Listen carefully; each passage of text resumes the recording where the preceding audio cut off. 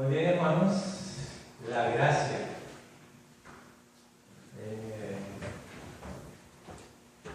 Mi país, Nicaragua, dice que más vale caer en gracia que ser gracioso. Entonces, caer en gracia, a veces hay personas que por más que se esfuerzan, no caen en gracia. Pero hay quienes, aunque no hacen nada, caen en gracia. Y con Dios es así. La gracia es un regalo que no merecemos. Pero qué bueno que Dios nos regala cosas aunque no las merezcamos. Hay muchas cosas que no merecemos. Hay personas que dicen, yo me merezco eso, sí, yo me merezco. Pero la gracia, la salvación no la merecemos. Pero Dios la regala. Y en esta mañana quiero que pensemos que la gracia también la vamos a personificar. Y la gracia la vamos a convertir en esta mañana como una maestra. La gracia nos enseña. ¿Qué nos enseña? Bueno, vamos a ver qué nos enseña. Vamos a abrir nuestras Biblias a esta carta de Tito. Y ya leímos algunos versos ahí. Y ahí vamos a estar reflexionando en esta mañana. Especialmente el verso 11, Tito capítulo 2, verso 11. Y vamos a ir hasta el 15 para terminar ese capítulo. Esta carta la escribió el apóstol Pablo a Tito, un pastor, y le dice que corrija algunas cosas que están incretas. Ahí están, aproximadamente entre el año 64 y 65 después de Cristo. El apóstol Pablo está en Roma y envía esta carta a un poco mayor que Timoteo, pero un joven pastor también. Hay una introducción en el capítulo 1, hay cómo vivir la fe, capítulo 2 y parte del 3, y hay unas instrucciones finales en el capítulo 3. Realmente es una carta corta. Pero ahí entonces vamos a ver, yo quiero dejar 3 ideas con ustedes en esta mañana. ¿Cómo es que la gracia nos enseña? En primer lugar, la gracia de Dios nos enseña dándonos salvación. Y eso lo vemos en el verso 11 del capítulo 2 de Tito. Y dice, porque está dando una razón de lo que ha comentado anteriormente, y luego les voy a hacer algunos comentarios de los versos anteriores. Dice, porque la gracia de Dios se ha manifestado para salvación a todos los hombres. La gracia de Dios se ha manifestado, la gracia de Dios se ha dado a conocer. Dios se la dio a conocer porque la gracia es de Dios, el regalo es de Dios, entonces Él es el que lo da a conocer. Y no lo conociéramos, no sabríamos de la gracia de Dios si no es por Jesucristo, que dice que vino lleno de gracia y de verdad. La manifestación completa de la gracia de Dios está reflejada en Jesucristo. Pero como ya dije anteriormente, la gracia es un regalo. Entonces, Dios la dio a conocer para salvación. Hermanos, lo que Dios, el propósito de la gracia de Dios es para salvar. ¿Y salvar a quién? Aquí dice la Biblia que es para salvación a todos los hombres. ¿Significa eso entonces que todos los hombres se van a salvar? O aquí cuando se refiere a hombres, se refiere a hombres y mujeres. Término genérico, hombres y mujeres. ¿Significa que toda la gente se va a salvar? Lamentablemente, no.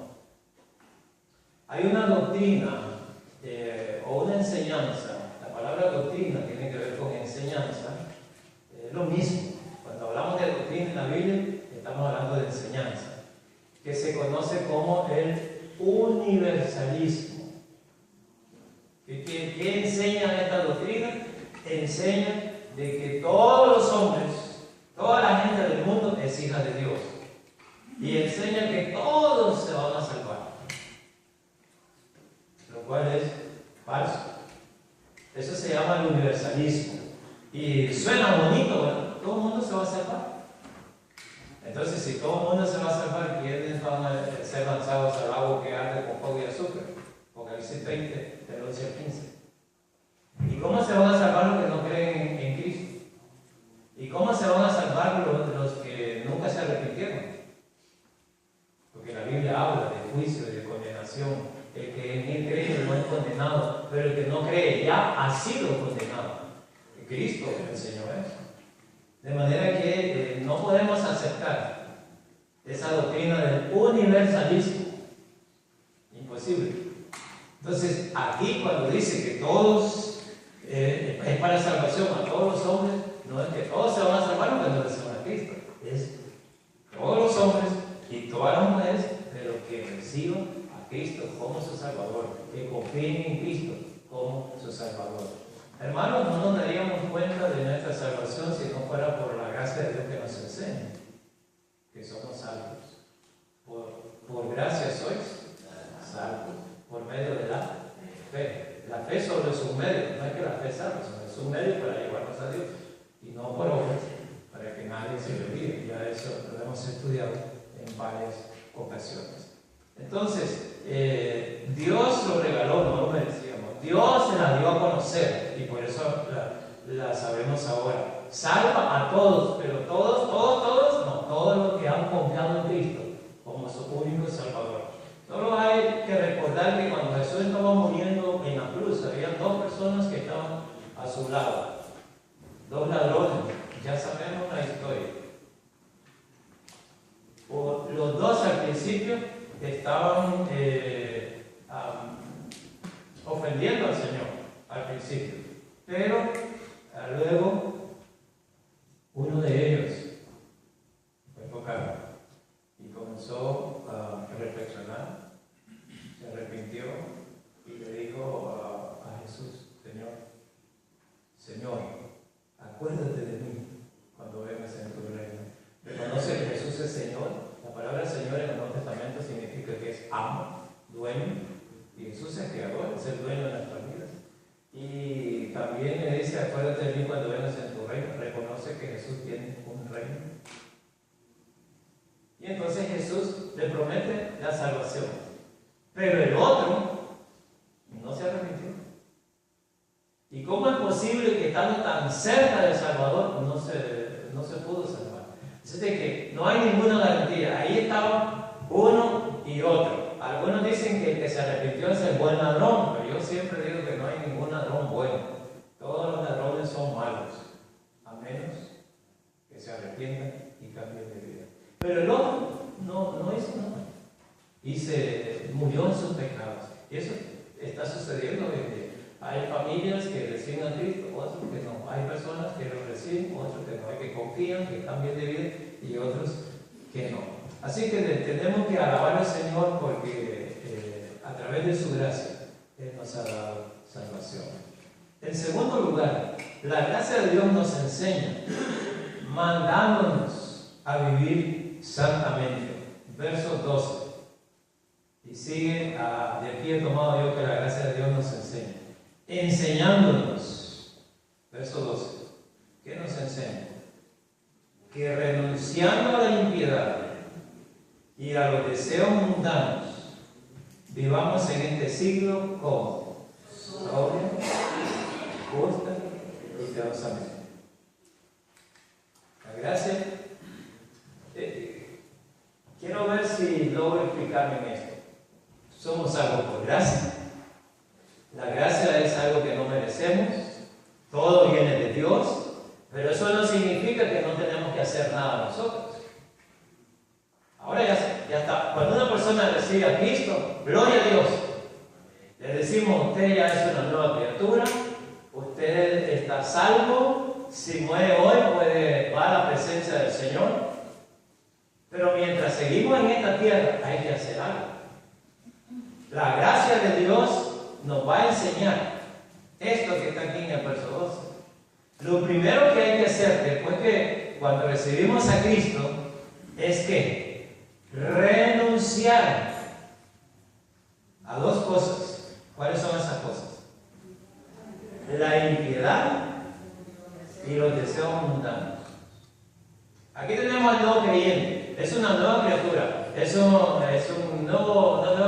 en Cristo. Muy bien. ¿Qué tienes que hacer? Tienes que renunciar a la impiedad, a la maldad, al pecado. El domingo pasado vimos que Cristo nos hizo libres. Si el Hijo libertario seréis verdaderamente libres. Eso lo hizo Cristo. La palabra de Dios, si permanecéis en mis palabras, seréis verdaderamente mis discípulos. Eso lo hizo Cristo. Pero ahora yo tengo que hacer algo. Y recuerden que les decía el domingo, si alguien quiere dejar de beber, pero sigue comprando el alcohol, ¿cómo va a hacer? Dios no puede hacer nada. Si quiere dejar de fumar, pero sigue comprando cigarrillos, Dios no puede hacer nada. No le va a quitar el cigarrillo, no le va a quitar la pornografía, no lo va a quitar. Nosotros tenemos que tomar esa decisión. Entonces hay que renunciar a la impiedad, la maldad. Hermanos, hay mucha maldad en el mundo. Mucho. Ustedes decían en el televisor que hay maldad. Una de las cosas terribles que está pasando ahora en las telenovelas, los que son fans de las telenovelas, casi todas las telenovelas tienen que ver con narcotráfico. ¿Por qué? Porque eso es lo que les gusta a la gente. El rating, ahí está, eso es lo que les gusta a la gente. Y muchas veces a los creyentes, ahí está. No se pierden ni para ir al... Y se rápido, voy al baño porque ya viene otra vez. Mientras están los comerciales. ¿Y qué hay ahí? Mentira, engaño, fornicación, adulterio, crimen, mucho crimen. Y películas, solo. Guerra. Hay mucha maldad. Y todo eso está inyectando a nuestros niños. Y llegan a los niños jugando, ¿verdad? Disparando. Antes sí jugaba la gente con pistolas de palo, de madera. Pero bueno, siempre ha habido eso, pero ahora la maldad está multiplicada. Hay mucha impiedad, mucha maldad en la televisión, en los diarios, en los libros, en las revistas, en la calle, por todos lados, hermano. Tenemos lo que hay que hacer es renunciar a la maldad, a la impiedad. Y a veces puede ser que uno sea creyente y vivir en impiedad. Pero también dice que hay que renunciar a los deseos mundanos. ¿Qué deseamos?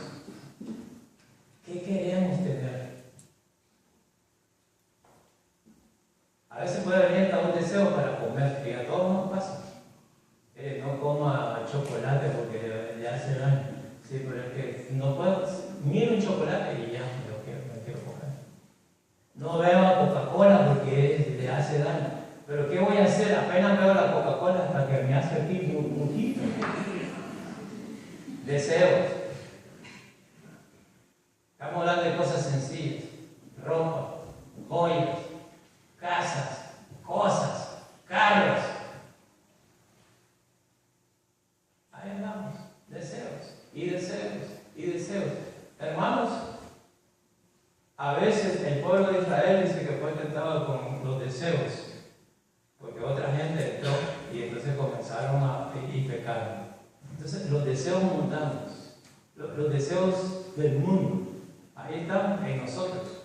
Y el apóstol Juan, escribiendo en su primera carta, en el capítulo 2, dice que los deseos de la carne, los deseos de la gloria, y los deseos y la vanagloria de la vida, eso está presente en cada tentación. Fue lo mismo que le pasó a Jesús. Fue lo mismo que le pasó a Adán. Todas las tentaciones, hermanos, son iguales. Con Adán y Eva. Eva, la fruta, deseó la fruta. Y la tomó, la olió, la comió. Ahí, y luego desobedeció. Con Jesús, igual. El diablo llegó y le dice: tú eres hijo de Dios, puesto que tú eres hijo de Dios, no tienes que tener hambre. Esta piedra, conviértelas en pan. Deseo de la carne. Luego, al Señor Jesucristo dice que lo llevó allá, al pináculo del templo, y le dijo: échate abajo, y nada te va a pasar porque tú eres hijo de Dios.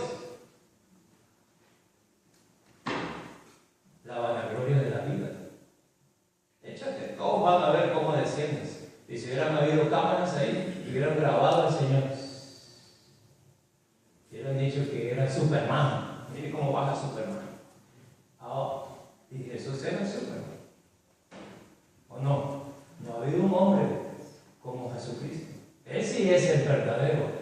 No estos actores, ¿verdad? Que se cae de un caballo y lamentablemente queda paralítico, Superman, el que volaba y todo. Ahí está en una silla de ruedas. ¿Por qué? Porque no hay, solo hubo uno, solo hay un super, que es nuestro Señor Jesucristo. Y luego dice los deseos de la carne. Y le dice, mira, todo esto te daré. El diablo le dijo, se lo mostró, todo esto te daré. ¿Cuál es la condición? Si postrado me adorarás. Y Jesús dijo, no. Tengo hambre, pero no te obedezco. No voy a caer en convertir las piedras en pan. Yo puedo tirarme desde aquí, porque yo vine desde más arriba, vine desde el cielo. Pero no por vanaglorias. Y tampoco, yo no necesito nada. El Hijo del Hombre no tiene dónde recostar su cabeza, pero yo no necesito nada. Porque quizás algunas veces nosotros podríamos decir, si yo fuera rico, todos mis problemas se terminarían. ¿Usted creería eso? Si usted tuviera $1 millón, ¿cree que todos sus problemas se terminarían? ¿Cree que dormiría más tranquilo que ahora? Más o menos. Tal vez no. Ya les he dicho, ¿no?, que si usted tuviera $1 millón, no viniera aquí.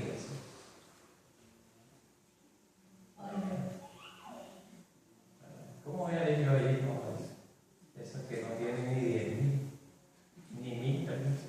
Creo que si nos asaltan ahora mismo entre todos, no llegamos a los 1,000. Nos van a matar por no cargar billetes. Para que otro día carguen, pero ya se van a matar muertos. Los deseos de la carne. ¿Qué quiero yo? Pregunto, ¿qué quiero yo? ¿Qué quiero yo en esta vida? ¿Estoy satisfecho o quiero más? Más. ¿Qué me hace falta? Ponemos ahí, hay un rotulito que dice, el que tiene a Dios no le hace falta nada. Pero ¿eso es real en nuestra vida? ¿O vivimos tensos? ¿O vivimos preocupados, amargados? Porque no tenemos. Y yo me pongo a ver mi vida antes y digo, Señor, ¿por qué me has hecho millonario? Hubo un tiempo que a mí no me gustaba andar con zapatos. A la escuela me iba descalzo. Y los zapatos los guardaba. Yo creo que era para no gastarlos. Caminaba sobre la arena caliente. Ahora si me pongo a caminar, se me arruinan también los pies. El Señor me ha bendecido, súper bendecido. Y cuando me muera, ¿sabes que va a elegir doña Mámpara para poner? Porque como ya no voy a decidir, voy a tener que dejar escrito, ¿verdad? Que me ponga el traje.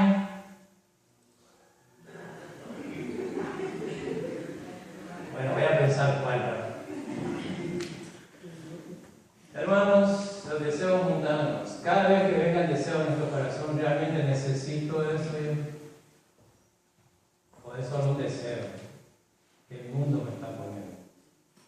Y en vez de eso, bueno, hay que renunciar. Cuando yo recuerdo, yo me crié en la iglesia católica romana de Nicaragua. Cuando bautizaban al bebé, el cura le preguntaba a los padrinos: ¿renunciáis a Satanás y a sus obras? Y los padrinos decían: renunciamos. ¿Renunciáis a tal cosa? Renunciamos. ¿Renunciáis? Y ellos decían: renunciamos. Después que terminaba el bautismo y se salía de la iglesia, a beber, a celebrar con los compadres y todo. A ver, compadre, salucita, compadre. Echarse. Mira. Puro cuento, puro cuento. Esta renuncia es verdadera. Es el creyente, es la persona que debe renunciar. Es usted y yo que debemos decir: renuncio a la pornografía, renuncio al sexo ilícito, renuncio a las drogas, renuncio a las mentiras, renuncio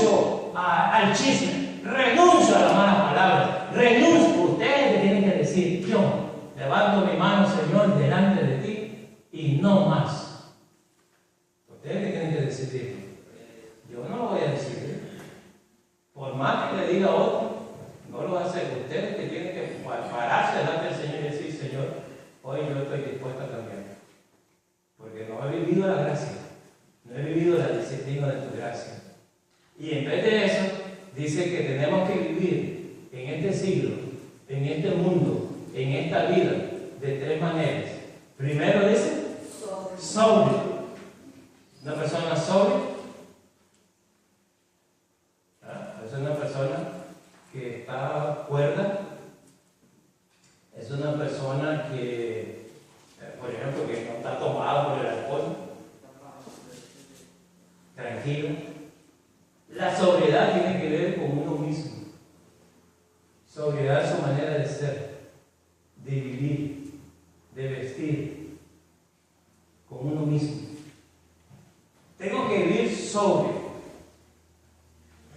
pensando. Por ejemplo, un borracho no está sobrio. Dice que yo no me acordaba, yo no sé. Pero ¿cómo usted provocó ese accidente? Pues yo no recuerdo nada. Usted tomó esa pistola y me mató. Pues yo no recuerdo nada. Posiblemente no recuerdo porque estaba fuera de sí. Pero el que está sobrio, no. Está juicioso, podríamos decir.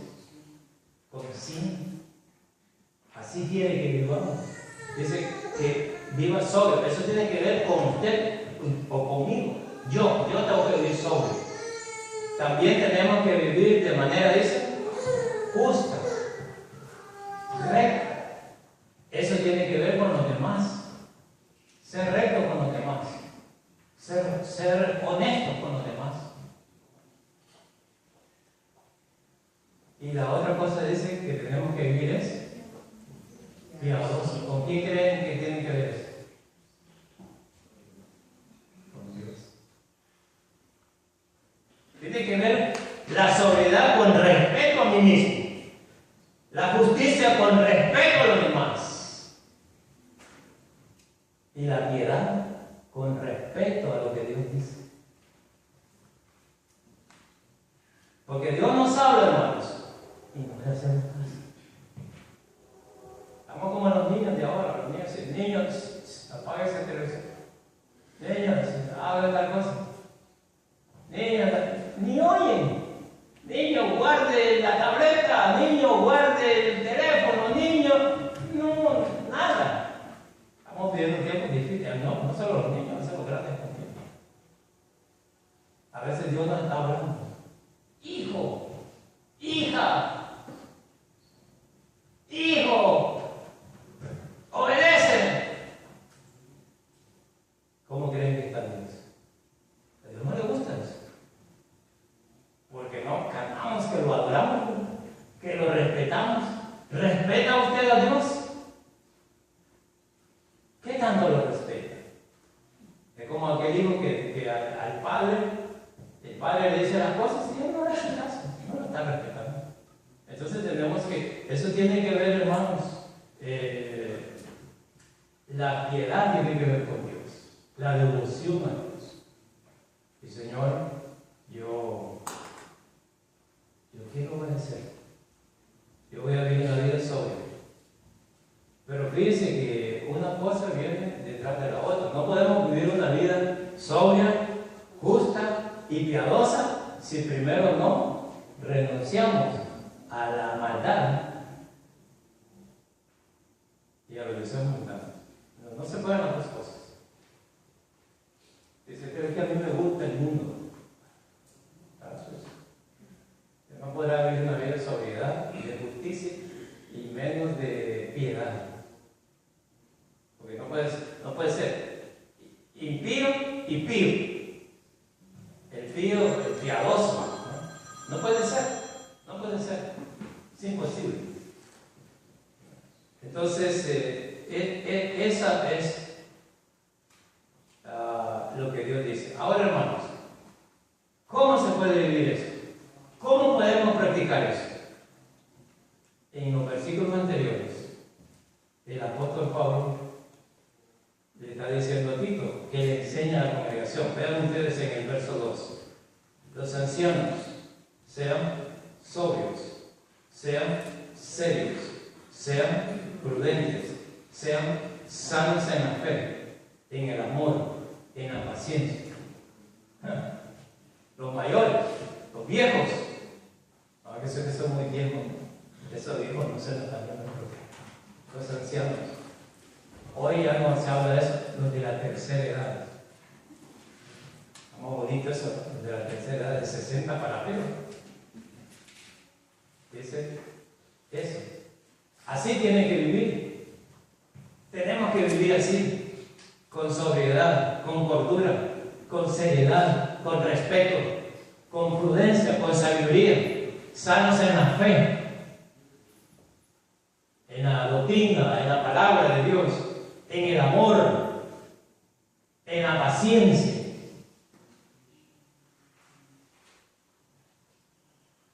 No podemos decir, no, mire, es que yo ya estoy en la tercera edad, no tengo paciencia. Tenemos que trabajar por la paciencia. Así que, sí. Eso que dice el verso 12, así se practica. Ahora vean ustedes, en el verso 3, Tito 2:3, las ancianas, asimismo, sean reverentes en su porte, no calumniadoras, no esclavas del vino, sino que sean maestras del bien. ¡Wow! Y cuando uno le dice, pero ¿será que las ancianas pueden hacer eso? ¿Que no sean reverentes? Algunas ancianas sí.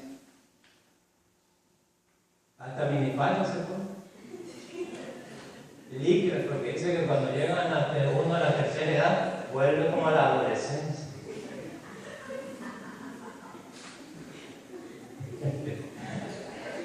Dicen, a mí no me crean.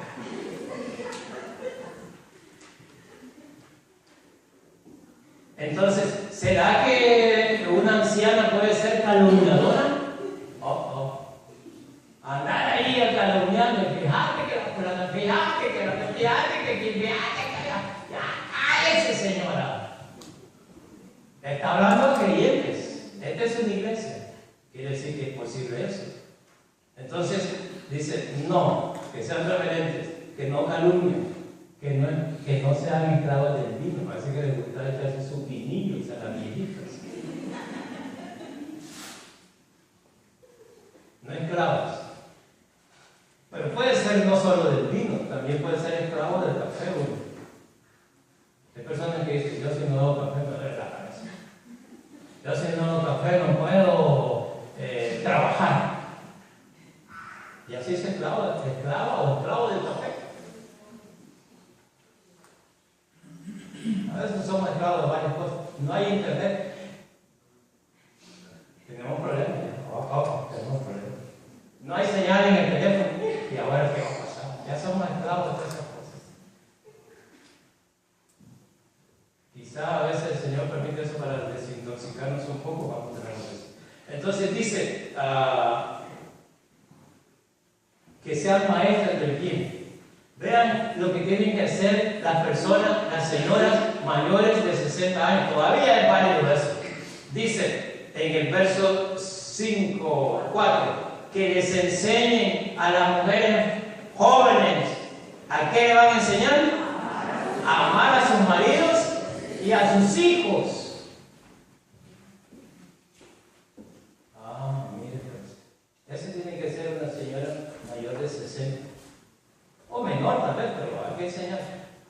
Es interesante porque que dice que le enseñen a las muchachas jóvenes a amar a sus maridos. Que le enseñen. Quiere decir que hay que aprender eso.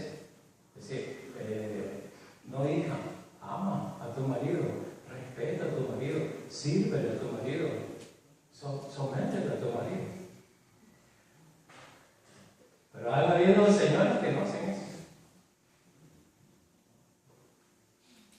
Una pareja que está separada y entonces el esposo, no aquí, pero en Centroamérica, y me dice, ¿y sabe? Me dice que, ¿por qué yo me separé de la mujer? Porque mis suegra decía, no se dejen.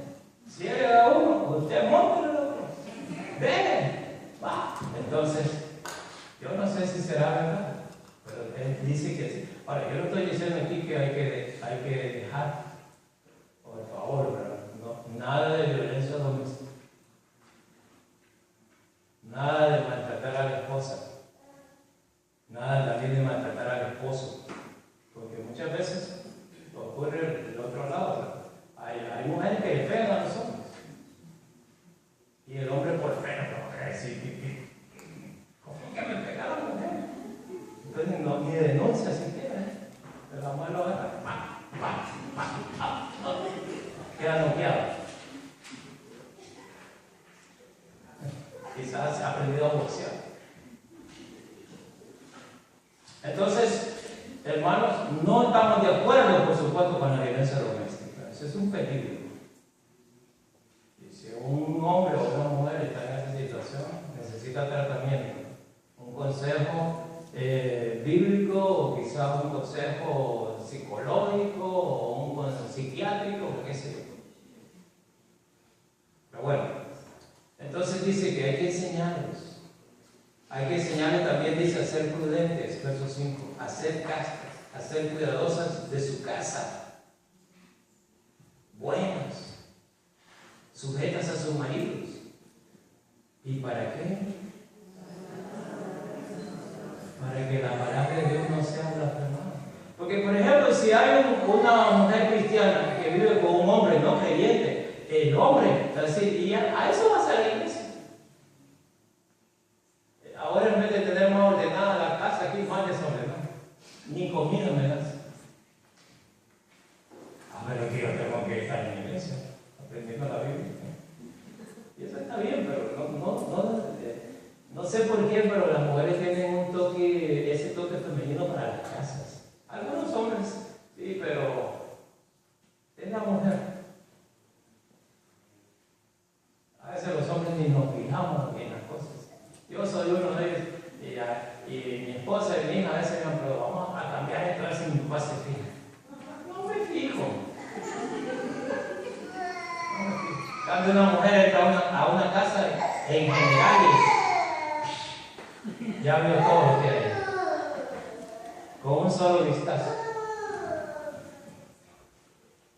¿Dónde están los cuadros, y eso está a su gusto y todo? No, ya vio todo. Por eso que Sara mujer a veces están preocupadas. Va a venir visita. No, ¿qué van a decir las visitas? Entonces, tiene esa característica especial de la mujer. Pero algunos tal vez no, pero. Entonces dice, enséñale. Ahora le dice a Tito en el verso 6, exhorta a los jóvenes. Fíjense bien, los ancianos, las ancianas, las mujeres jóvenes, verso 6, a los jóvenes que sean prudentes. Y como tú eres un pastor joven, le dice, preséntate, el verso 7, tú en todo como ejemplo de buenas obras, en la enseñanza mostrando integridad y seriedad. Palabra sana e irreprochable, de modo que el adversario se avergüence y no tengan nada malo que decir de vosotros. Y luego a los trabajadores, en aquel entonces eran esclavos. Verso 9, a los siervos que se sujeten a sus amos, que agraden en todo, que no sean respondones. Verso 10, no defrauden, que no roben, sino que se muestren fieles en todo, para que en todo adornen la doctrina de Dios nuestro Salvador. Ahí, hermanos, es donde tenemos que vivir la vida cristiana, una vida de sobriedad, una vida de justicia y una vida de piedad. Los ancianos, los hombres, las ancianas, las mujeres, las jóvenes, enseñadas por. Dice que no dice que el pastor le enseñe. Yo no tengo que estar enseñando a una muchacha joven. Mira, ama a su marido. Las señoras son las que tienen que hacer eso. Las suegras. Bueno, no hay un problema con las suegras. Yo no tengo problema con mi suegra. Gracias a Dios. Porque yo era su pastor, ¿no?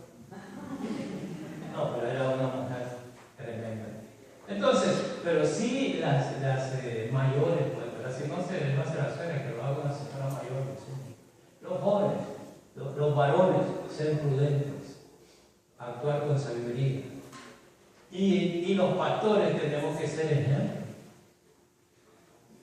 como Tito. Ahora, hermanos, hay tres cosas. En el verso 5, al final, dice, para que la palabra de Dios no sea blasfemada. En el verso 8, al final, dice que para que el adversario se avergüence y no tenga nada malo que decir de vosotros. En el verso 10, al final, dice para que adornen la doctrina de Dios nuestro Salvador con ese comportamiento. ¿A qué se refiere eso, hermanos? Testimonio. Testimonio. Cuando nos portamos mal, la palabra de Dios es avergonzada. Y dice que va a la iglesia, y dice que es cristiano, pero mire cómo vive, mire cómo hace. La palabra avergüenza, hermanos.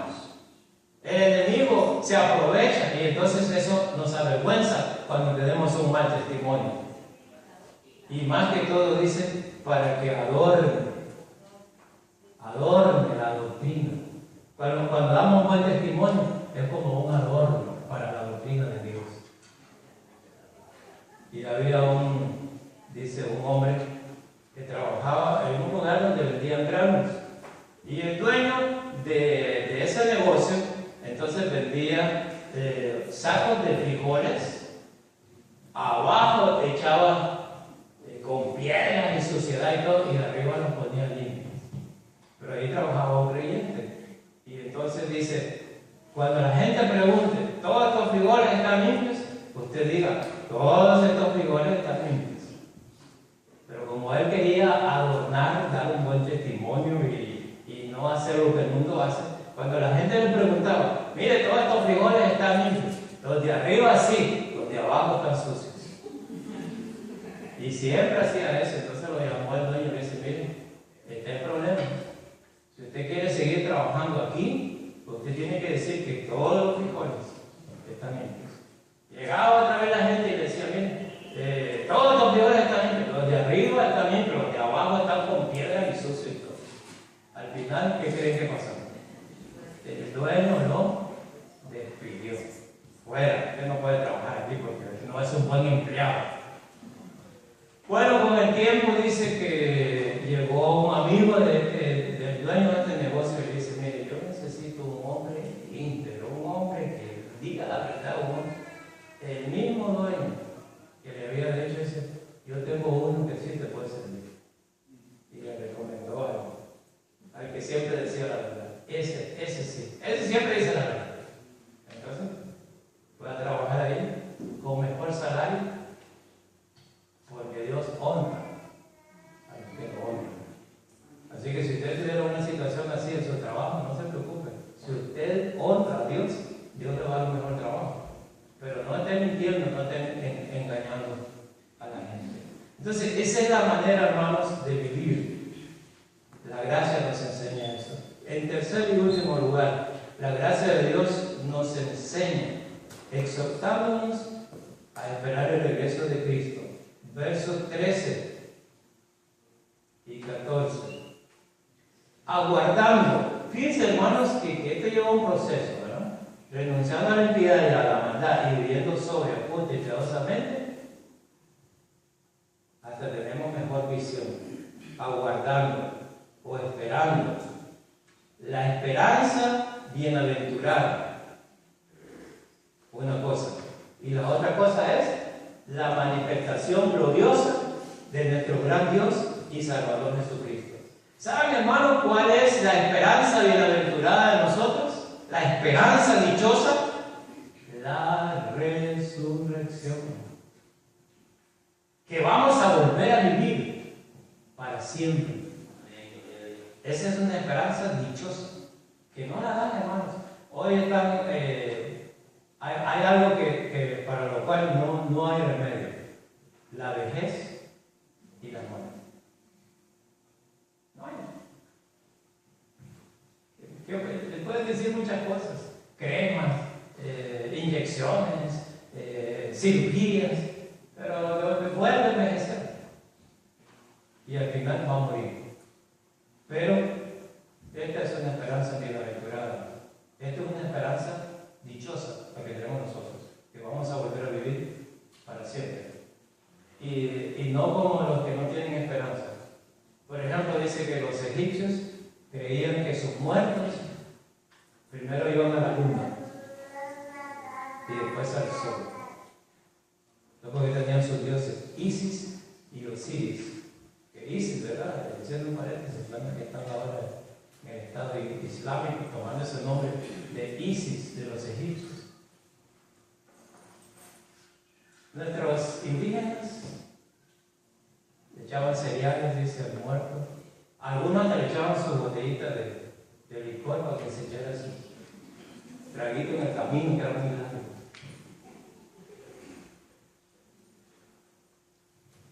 Cuando hay un muerto, a veces en la iglesia católica le ponen 4 velas, o muchas velas, para que le ilumine el camino. Nosotros no necesitamos nada de eso. Jesucristo es nuestra luz.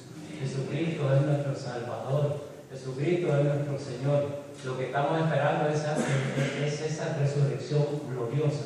Y que cuando Cristo venga, estemos para siempre con Él. Nuestro gran Dios, porque Cristo es Dios y Salvador. Jesucristo dice el verso 13. Verso 14. Quien se dio a sí mismo por nosotros. Él se puso para dar su vida por nosotros. Él se dio. Él dijo, nadie me quita la vida, yo la pongo. Yo pongo mi vida. Yo la pongo.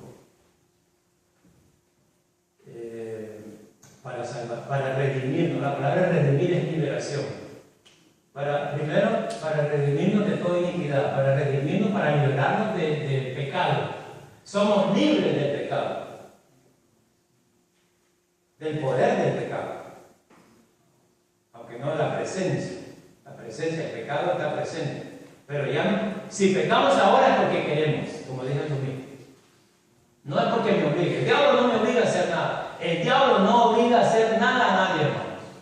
Él solo sugiere y dice, ¿qué te parece eso? Me parece buena idea. Dios nos ha dado algo muy importante, que es la voluntad. Yo decido, usted decide, o hacer bien o hacer mal. Recibir a Cristo o no recibir. Pero usted decide. Eso es algo que solo el ser humano puede tener. Solo los hombres y las mujeres. No hay ninguno de los otros seres vivos que puedan tener eso. Entonces se dio a sí mismo para redimirnos de toda iniquidad y purificar, limpiarnos de toda maldad. La sangre de Jesucristo nos limpia de todo pecado, para purificar para sí un pueblo propio y celoso de buenas obras. Antes el pueblo era Israel, pero ahora es la iglesia la que está. Israel falló. Israel fue escogido por gracia también. Pudo haber sido otro pueblo, pero Dios escogió a Israel. Y ellos fallaron. Hoy somos nosotros. Y algunos dicen que también estamos fallando nosotros. Pero de todas maneras, Dios escogió a este pueblo, que somos nosotros, para Él. Y para que seamos un pueblo celoso de buenas obras. Eso significa, hermanos, que hagamos lo bueno. Somos hijos de Dios, tenemos que hacer lo bueno. Ya no se considere que vivamos en la misma vida de antes. Si una persona es un hijo de Dios verdadero, tiene que vivir una vida diferente. No puede seguir haciendo lo mismo. Cuando me preguntan eso, yo digo, ¿cómo? Tiene que haber cambiado. No puede seguir igual. O peor. No puede ser. Ahora, no estoy diciendo que ya no pequemos. Esa es otra cosa. Todavía pecamos. Pero menos. Y si es posible, no pequemos. Andamos en un mundo minado. Entonces usted tiene que caminar con mucho cuidado. Aquí habrá una mina que me va a explotar, me va a dañar. ¿Dónde? Cuidado. Aquí voy, con cuidado. Cuidado. Cada cosa que vemos, con cuidado. Cada cosa que oímos, con cuidado. Cada cosa que pensamos, con cuidado. Cada cosa que aprendemos, cuidado. Espíritu Santo nos va a guiar para que nosotros podamos vivir sabiamente, aprovechando bien el tiempo, porque los días son malos. Eso es lo que nos enseña la gracia. Pero todo lleva un proceso. Hay que renunciar, hay que vivir, hay que practicarlo.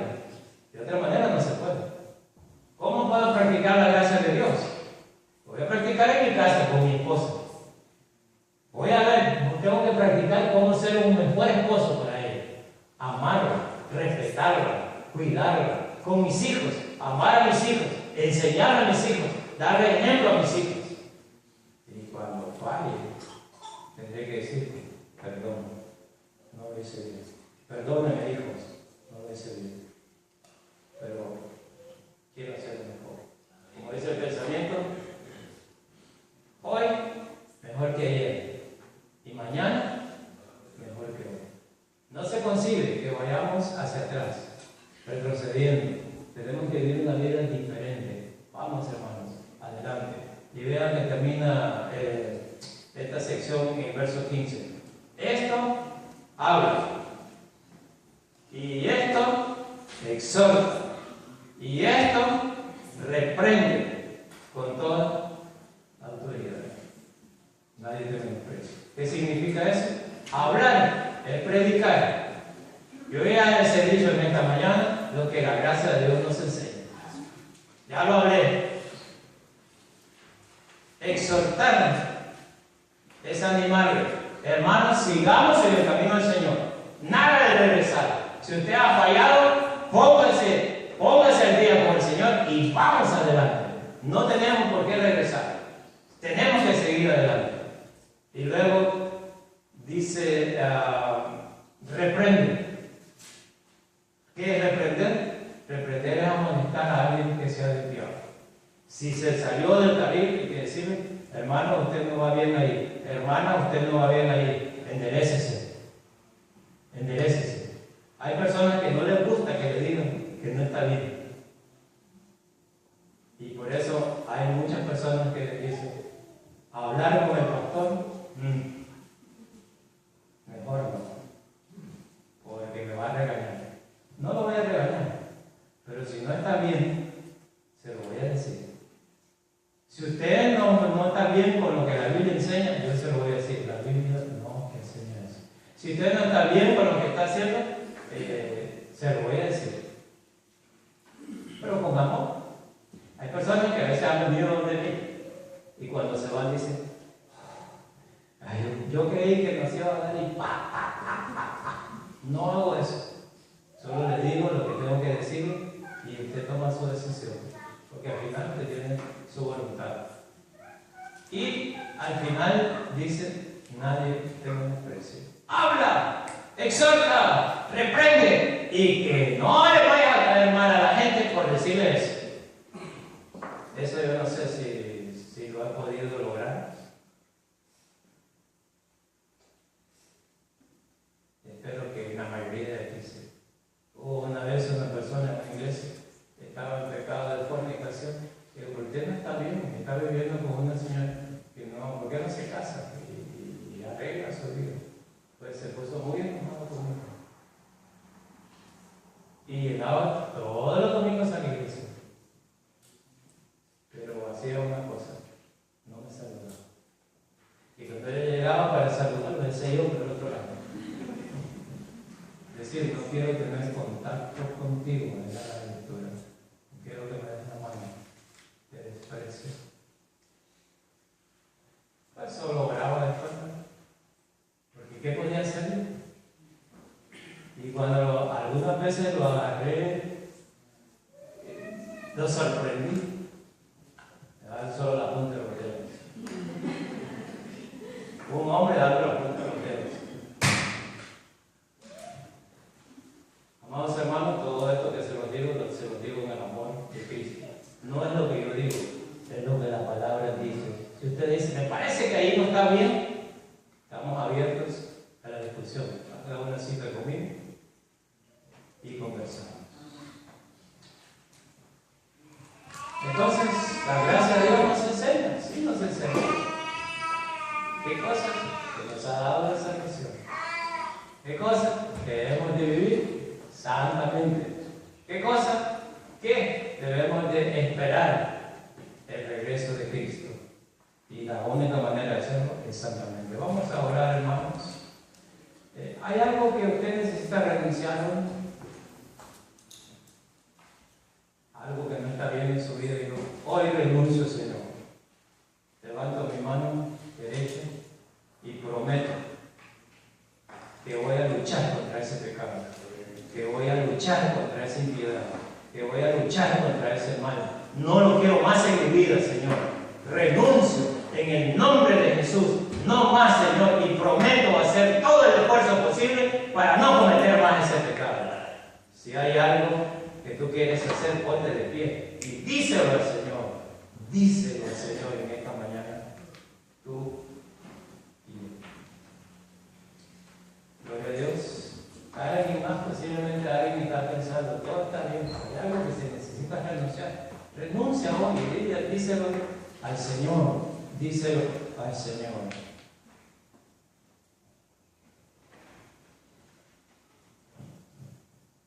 Gracias, Señor. Suavemente cantemos ahí.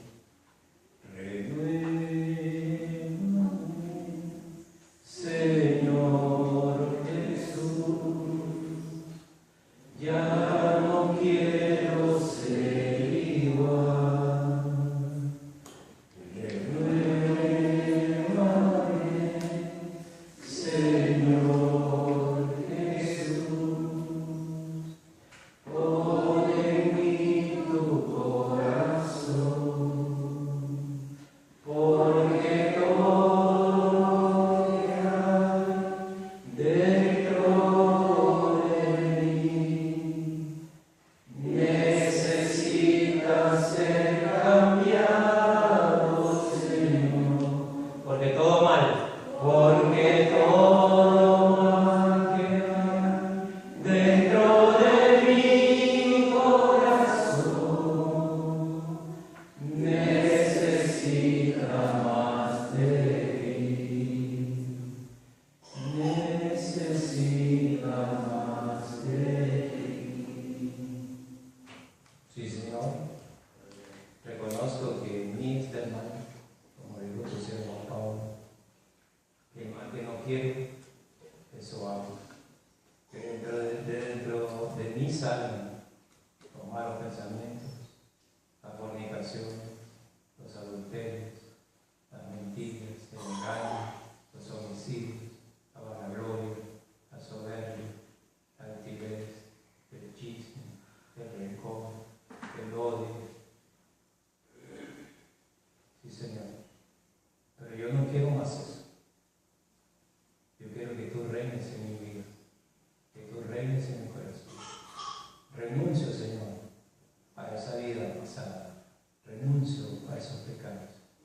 Y particularmente al pecado que tú conoces. Dígale al Señor que es lo que usted quiere, ahora ponerlo delante de Él, el cual está renunciando. Solamente usted y Dios.